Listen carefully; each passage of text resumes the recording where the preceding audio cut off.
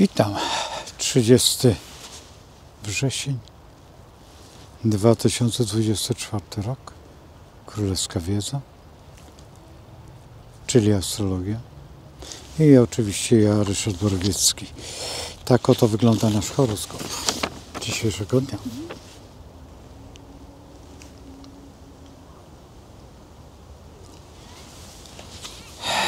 Dokładnie 2 października 2024 o godzinie 20:48 i mamy nowy rok i mamy wagę, tą wspaniałą wagę. A do tej pory jest panna, lunarna panna, i dlatego też przez te kilka dni opowiadałem o pannie. W bardzo specyficzny sposób, bardzo taki, powiedzmy, że szczegółowy i złośliwy, bo panna taka jest, taka niewinna, taka uszczypliwa, taka, wiecie jaka. I pamiętajmy o tym, że waga zupełnie inaczej podchodzi do życia i zupełnie inaczej referuje swój świat. Panna widzi każdy szczegół, każdą plamkę na liściu i ta niedogodność, że to drzewo stoi tutaj, a mogłoby być tam, bo tam by było lepiej. I za każdym razem coś znajdzie, coś zmotywuje ją do szczegółowego zbadania tego stanowiska, czy jest ładne, czy jest nieładne, i panny są pedantyczne. Pod tym względem trzeba przyznać, że panny bardzo lubią być pedantyczne, co ułatwia im w pewnym sensie życie, ale także i ten koszmar, w jakim istniejemy, w jakim funkcjonujemy, jaki jest nam przyznany. To fakt, że w tym momencie panna będzie myśleć zupełnie inaczej. No ale tak się zdarza, że panna zawsze nas w pewnym sensie ogranicza i daje nam zupełnie inne spojrzenie na to wszystko, co dookoła nas się toczy. Jest tutaj staw i ten staw, ale dlaczego ten staw jest? Czy on będzie miał czystą wodę, czy też brudną? I to wszystko należy do panny. Waga chce mieć pięknie, zielono i też konsekwentnie dąży do tego. Czeka. I dlatego też większość panien się nie wypowiadała na swój temat, ponieważ woli poczekać, aż zmięknie, aż skruszeje ten bażant wiszący gdzieś, żeby go zjeść i z tym pięknym ogonem na tacy podany i w całej gracji, ale to dopiero od 2. A 2 z kolei kosmogram będzie tak wyglądał naszego nowiu, ale trzeba się uzbroić o jedną sprawę najważniejszą, że nów mamy o 20:48, czyli właściwie już po zachodzie słońca. I nie należy ten nów do dnia 2, co do 3, do zachodu słońca. Także jak planujecie coś, że jutro zrobicie, że będzie fantastycznie, bo mamy 2, nie. Poczekajcie z tym do 3, czy do godziny 20:48. Ale możecie zaplanować sobie swoje życie na cały rok, rozpisać to, zreferować w jakimś swoim pamiętniku, które będziecie mogli przejrzeć, i po to, żeby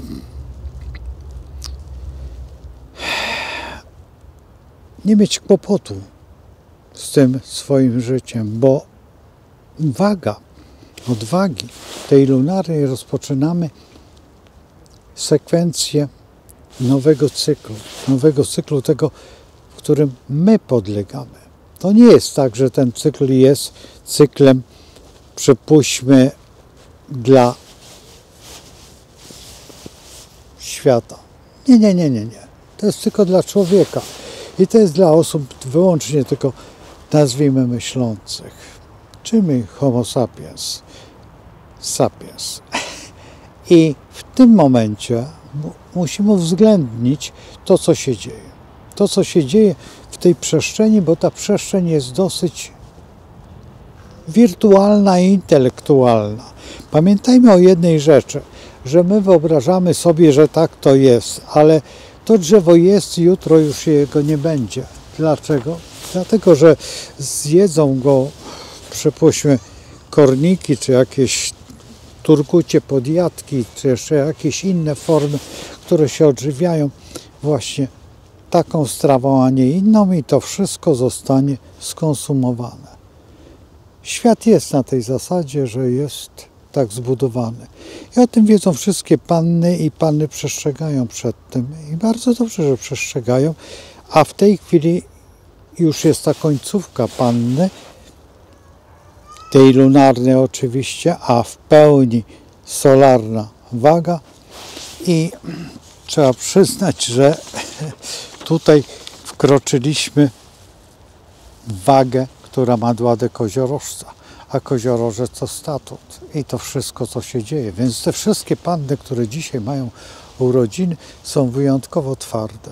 Takie wyjątkowo, nazwijmy to, lekko siermiężne, chociaż wspaniałe, bo to dziewczyny zgrabne, powabne, ale mają coś w sobie z takiego sędziego. Twarde, oczywiście i tak ma być ten kolor, to ustawienie i takie przykre dosyć, ale będziemy to robić w offsetce, oczywiście będziemy rozmawiać na każdy dzień, to co robił Jan Skarża-Dzierżbicki w swoich cudownych filmikach i cudownej przestrzeni, którą tak szalenie sobie cenię. Tutaj tom astrologii, i też bardzo dziękuję tej osobie, która napisała, że ta książka już jest. Możliwe, że jest. Ja jeszcze jej nie mam. Czekam do, zdaje się, 18 dopiero przyjdzie do Empiku i wtedy będzie. Albo tak ja wybrałem i po prostu, no cóż, premiera jest w Empiku, a ja nie będę się tam z nimi wykłócał, czy gdzie indziej kupował, jak Empik mam, a mogę poczekać, a wy też z tą recenzją, bo ta książka mnie wyjątkowo interesuje i będzie wtedy już w pełni wadze i będziemy mogli rozważać, czy ta książka jest dobra, czy też zła, czy... Pamiętajcie o tym, że ja zajmuję się genetyką już od bardzo dawna. Genetyka mnie pochłonęła wtedy, kiedy byłem kynologiem i genetykę trzeba było zdać. To nie jest tak, że można było, i było bardzo ciężko. Mało tego, lekarze genetycy rozkładali ręce i nie zdawali tych egzaminów. Ja nie przystąpiłem zupełnie, teraz mówię, nie przystąpiłem, bo urodziła się moja córka i właściwie odszedłem od wtedy tej dziedziny właśnie kynologii. Czy żałuję? Nie żałuję, dlatego że po kilku latach zająłem się wiedzą zupełnie inną, astrologią, a ponieważ tam gdzieś na obczyźnie spotkałem Marka, a Marek był genetykiem właśnie, więc cały czas rozmawialiśmy i moja suczka Asze, która była American Staffordem, i jej Mumina córka, co prawda miała zupełnie inaczej kynologiczne imię, które dawało jej znaczy zapis w rodowodzie.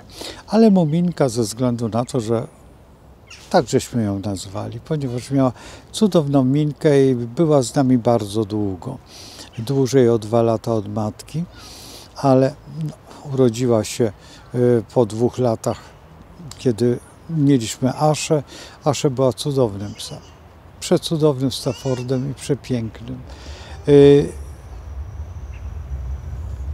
Nie wystawialiśmy ich tak bardzo, dlatego że może nie mieliśmy czasu, a też były czasy dziwne wtedy.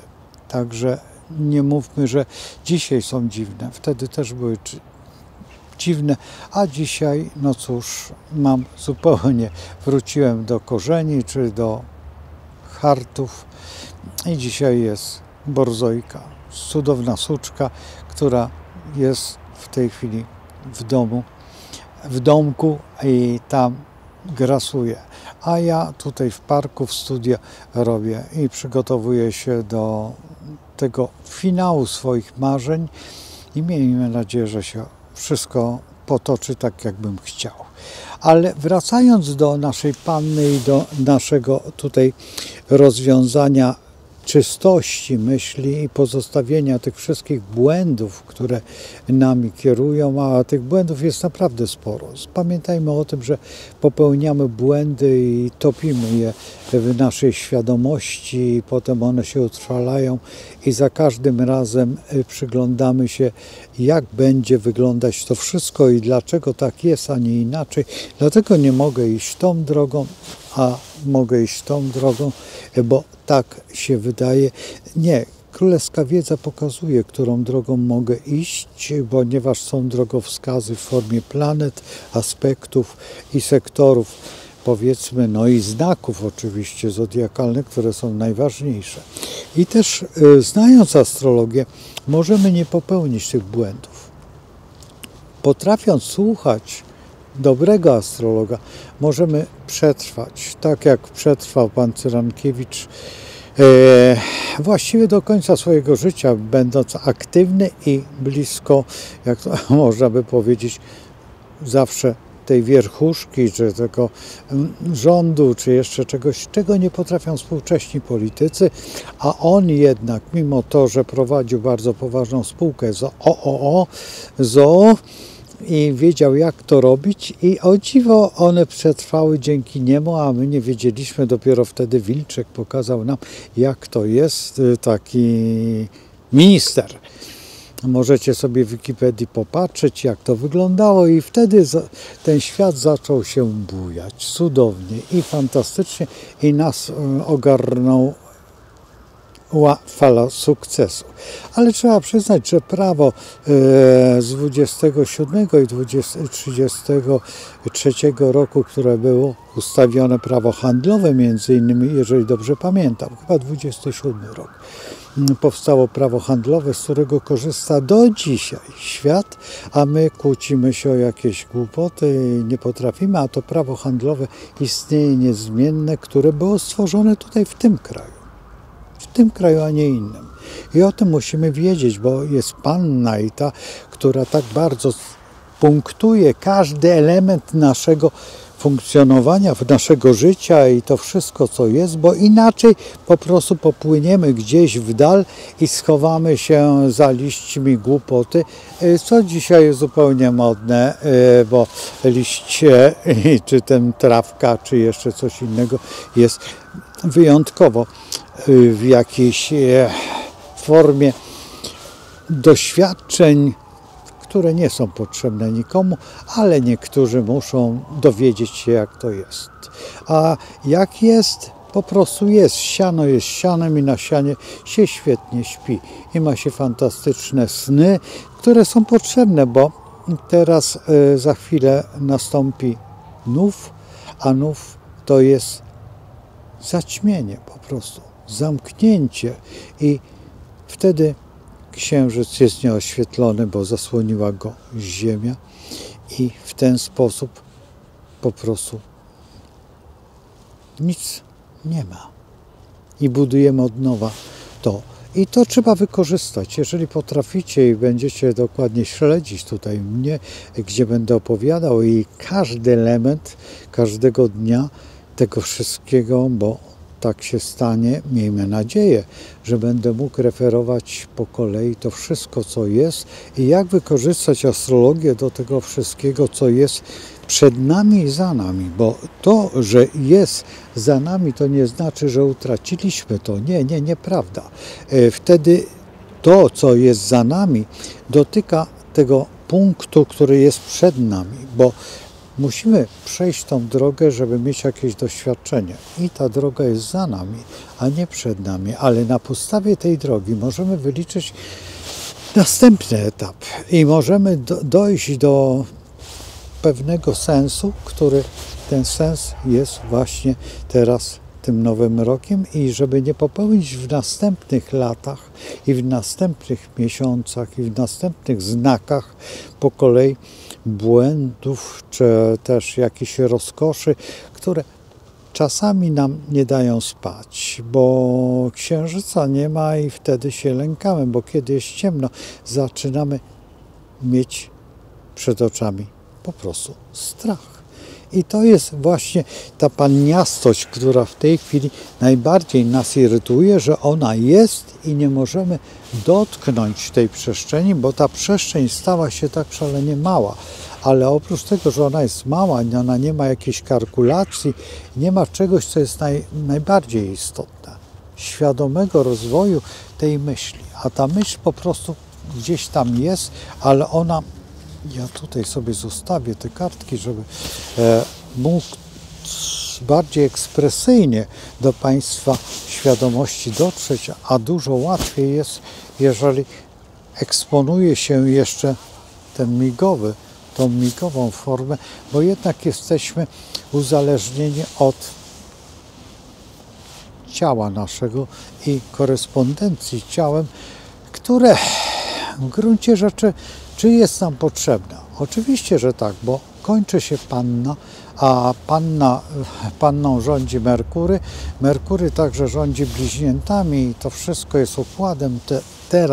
Jeżeli teraz panna, to odbieramy bodźce wzrokowe, słuchowe i te wszystkie, które mamy, no i dźwiękowe, czy tam jeszcze wizje też, czyli wzrokowe i te wszystkie bodźce na nas wpływają i z tego budujemy. Waga to wszystko kondensuje i do tej wagi musimy być przygotowani jako waga, musimy być gotowi do przyjęcia tego całego arsenału, żebyśmy mogli wykorzystać te wagowe rozwiązania do pokazania pięknego obrazu, przed którym stoję teraz właśnie, kiedy jest ta, powiedzmy, że sadzawka, czy kałuża, czy jeszcze inaczej jeziorko, czy stawik, w zależności jak umieścimy jego w tytule, czy nad stawem, czy nad bajorem, czy też nad kałużą, ale wszystko nie ma większego sensu, jeżeli tylko tytuł odpowiada tej formie. A jest to jakieś tam bajoro, a w tym bajorze jakieś tam żyjątka żyją na pewno i pokazują kółka i więcej pewnie w tym jest jakichś dziwnych rzeczy niż kiedyś tu były, wyobraźcie sobie, salamandry. Pamiętam jeszcze kilkanaście lat temu, kiedy nie zrobiono tutaj tej powierzchni po prostu tak, żeby woda nie uciekała, nazwijmy to tak, i wyłożono je jakimiś kamorami i tam wybetonowano i salamandry wyginęły. Wielka to przykrość, ale no cóż, ekologia jest mądrzejsza od przyrody. No, taka jest rzeczywistość i dzisiaj wiemy także i te bobry, które gdyby one były, nie byłoby powodzi, ale ponieważ stwierdzono, że one robią dziurki w wałach, co jest fizyczną niemożliwością, bo wały budują i budują tak skutecznie, że te wały są lepsze niż te, które człowiek tworzy. I od bobrów powinniśmy się uczyć, a niektórzy udają, że wiedzą, nic nie wiedzą. Szkoda, że na tej lekcji nie uważali, a nie oglądali spotkań z przyrodą, lecz tylko się zajmowali jakąś głupotą. A może nie, bo dzisiaj są na wysokich stołkach i patrzą na nas z góry. Nie wiem, czy z góry, czy też w tym momencie los może być ponury. A dlaczego? Bo przychodzi waga. A waga jest rozważaniem dosyć ważnym i waga będzie pilnować. A panna zbierała materiał i panna będzie teraz licytować. Kto przeciw, a kto za. I zobaczymy jak, a przecież tam jest Merkury i Merkury też powoła swoich rządzicieli, a przypomnijcie sobie, gdzie Merkury jest i kto taki jest i za kogo było raźniej czy lepiej. Nie było tak dobrze, ale przynajmniej było rozsądnie. I na tym musimy skupić się, że jest waga, a po wadze pamiętajmy o tym, że jest Skorpion, który jest wyjątkowo miły. I kwinkus panny już się kończy. Czekamy na kwinkus Skorpiona, a palcem Bożym niech będzie waga i niech ona rozsądzi ten spór pomiędzy jednym a drugim zdaniem i pomiędzy jednym a drugim tykaniem wahadła matematycznego. No cóż, można w nieskończoność o tym pleść, co jest też wskazane dla małych dzieci, żeby w czasie lekcji wykonały ten ruch, bo on otwiera półkulę w inny sposób. Można też sobie zrobić małe tai chi klasowe. Dlaczego nie? Jeżeli poświęcamy dokładnie te 4 minuty czy 5 minut, nic się nie stanie, a może dzieci zapamiętają tą lekcję i nie będą popełniały błędów w przyszłości, bo one są naszą przyszłością. Bo po co wpuszczać do klasy głupotę? No ale niektórzy lubią jajka podbierać kurom. No i co wtedy? Wtedy trzeba zostać Kolumbem, bo on tylko umiał postawić. Chociaż można jeszcze inaczej niż on zrobić. Nasypać trochę soli i w tej soli umieścić. I naprawdę zostanie w pozycji wojskowej. I to jest bardzo ważne, żeby nauczyć się uczyć konferować. A konferencja głupoty jest zawsze świetna. Ja pamiętam, kiedy były te wszystkie narady i na tych naradach najczęściej byłem skacowany.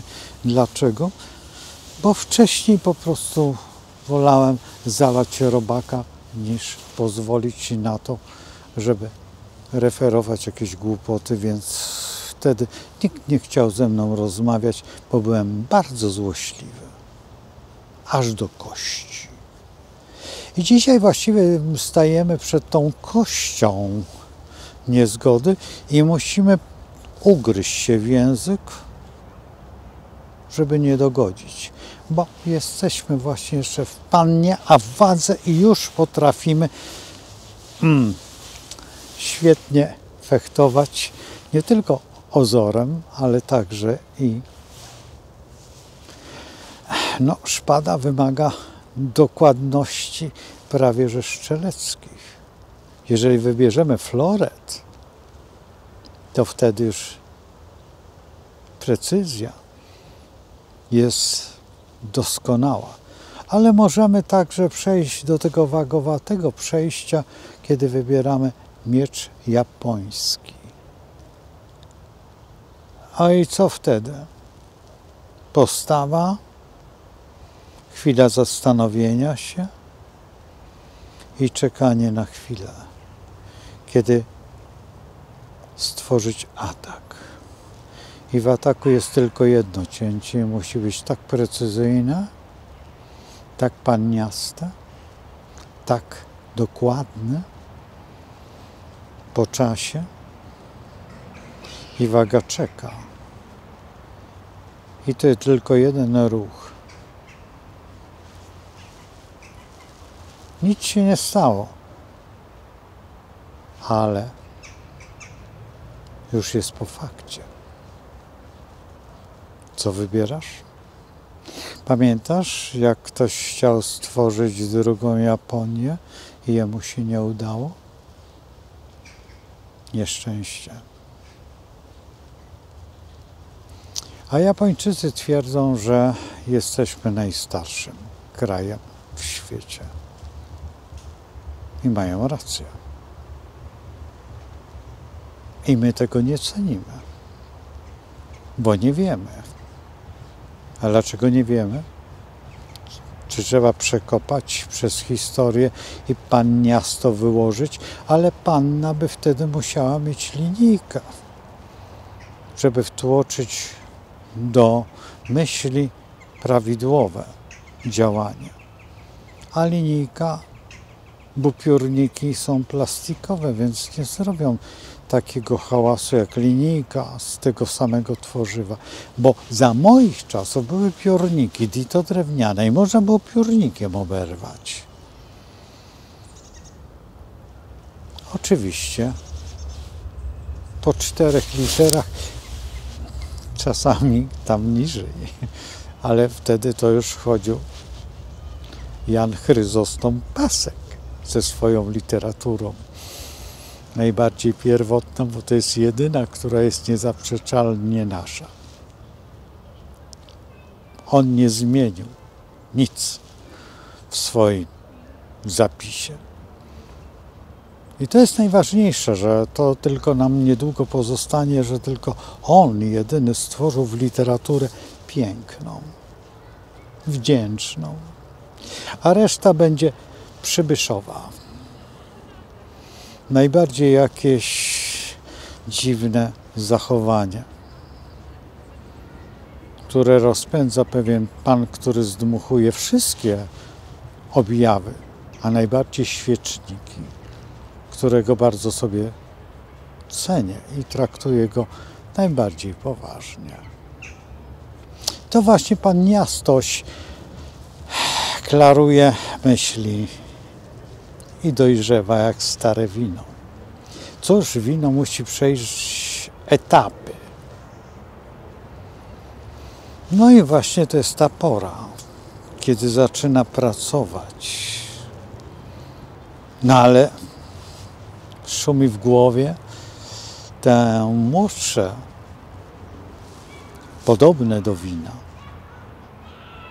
które się wytwarza z jabłek, jabłoni, daje owoc taki.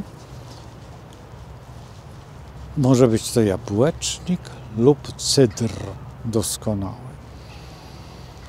który się nie przyjął jednak u nas, bo nie chcemy niszczyć sadów, żeby coś zostało po nas, coś wspaniałego. Ale to nie chodzi o to, bo najlepsza jest śliwowica. Tak, ja uważam. I ta taka, wiecie skąd. Bo ona otwiera różne drogi. Jedną z podstawowych to Bachusa.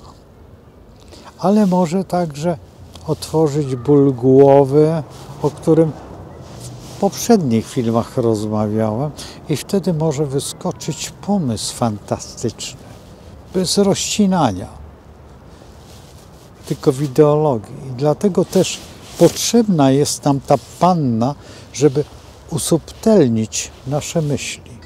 Bo kiedy usubtelnimy tą doskonałość, wtedy w tej wadze możemy zrealizować najpiękniejszą rzecz, jaka jest. Ziścić. Proste. A nie pieścić i rozważać. Dlatego też panna ma wagę jako następną formę naszego przygotowania do życia. A życie składa się jeszcze z następnych znaków, jak skorpion czy strzelec, które będziemy musieli zdobyć. Bez względu na to, czy będziemy się starać, czy będziemy tylko pochłaniać z każdą minutą następną głupotę, bo tak jest wygodnie. Głupota zawsze była cnotą. No cóż, na tym polega dziewictwo. Więc to jest ten kwinkus. Raz z kwadratury, raz z trygonu. Trygon wczoraj omawiałem, dosyć interesujący, który zmusza nas do myśli,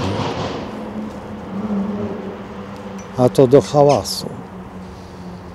Jak ktoś ma zepsuty lub chce popsuć silnik, nie wiem czy w samochodzie, czy też w motocyklu. O, nawet mu garki tłuką. Pewnie gaźnik wysiadł albo odleciał. No, głupota czasami odlatuje i wtedy zostaje naprawdę próżnia. A w próżni jest tylko jedno. Pusto. Nawet nie słychać grzechotki, kiedy dziecko tym porusza. Także przed nami jest fantastyczny okres, a w tej chwili mamy jeszcze te kilka godzin do rozważenia tego, co chcemy uzyskać. Czy chcemy bajoro głupoty, czy też rżysko, które będziemy musieli przygotować. Co się robi po żniwach? No więc właśnie. I tutaj jest najważniejszy problem, by nie zatruwać tego środowiska, a pielęgnować to, bo ono jest mniej ekspansywne niż to.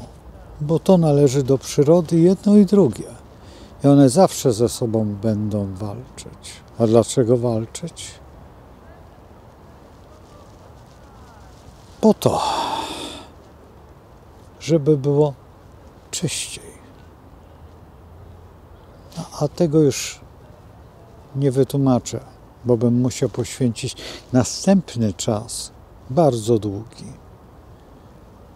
Bo wtedy musiałbym dotknąć bakteriofagi i jeszcze jakieś inne żyjątka, żeby wytłumaczyć, że to jest przyczyną tego, a to tworzy to, a jedno drugie z drugim jest w równowadze. I to zagadnienie teraz jest najbardziej popularne, bo musimy wybrać. A co najlepiej wybrać? To, co wybiera właśnie ten znak. A co? Napiszcie. Jeżeli możecie, to napiszcie. To będę wiedział, czy dobrze myślicie. A jeżeli myślicie, no to pamiętajcie o tym, że do przodu, do przodu. Jak wtedy za Czerwonej Armii. I przypomnij sobie, czym Nadia Krupska walczyła, kiedy dawała, no nie powiem co, ale możecie napisać, będzie wesoło, bo pewnie młodzież nie pamięta, jak myśmy śpiewali gdzieś cicho, właśnie w tym miejscu, nad wodą. I tam kształciliśmy swoje myślenie o wolności i prostocie życia, bo było tylko jedno, nie utonąć, najważniejsze. A dzisiaj, o dziwo, na trawce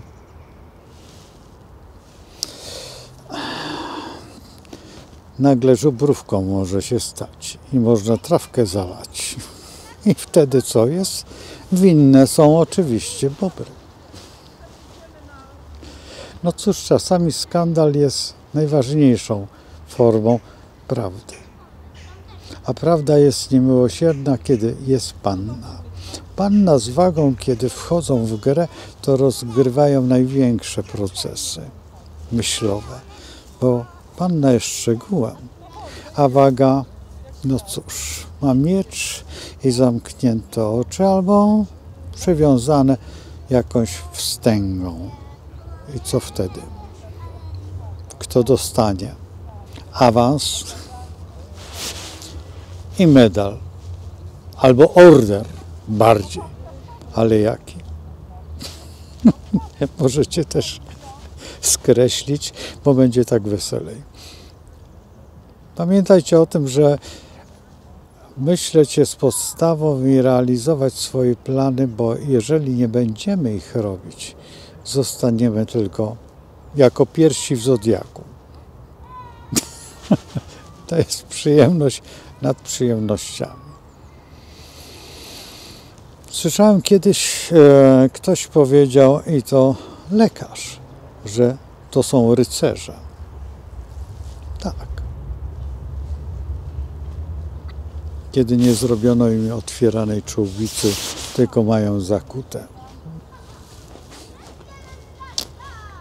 Zostawiam Was w kryzysie intelektualnym, bo trzeba przyznać, że najbardziej mnie odpowiada człowiek dziwnej maści, ale z humorem doraźnym.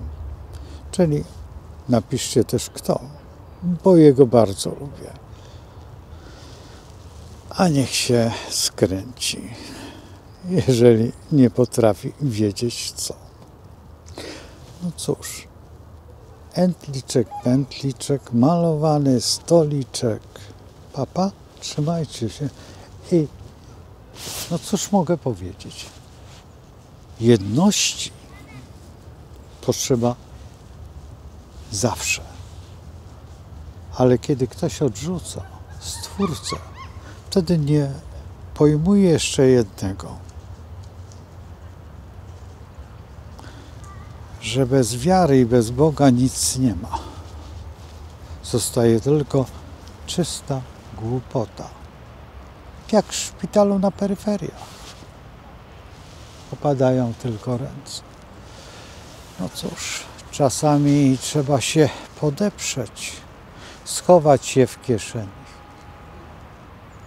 A co tam jest, to się dopiero jutro dowiecie. Do zobaczenia z Bogiem.